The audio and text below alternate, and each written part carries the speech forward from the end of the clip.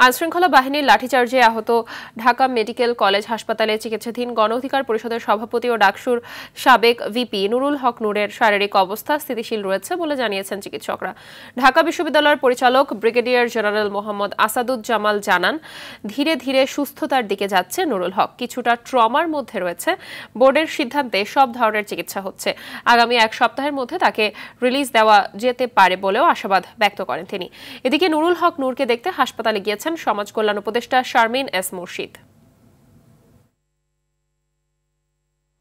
উনি স্টেবল আছেন এবং কথাবার্তা বলছেন বা লিকুইড ডায়েট উনি খেতে পারছেন। যেটা নিয়ে আমরা একটু কনসার্ন সেটা হচ্ছে ওনার কিছু ইন্ট্রাক্রেনিয়াল হ্যামারেজ ছিল, যদিও খুব বেশি না, এটা অল্প পরিমাণে ছিল। এবং আমাদের যে সিটি স্ক্যান পরবর্তীতে আমরা করেছি, আমরা দেখেছি যে এটা রিজলভ হয়ে গেছে।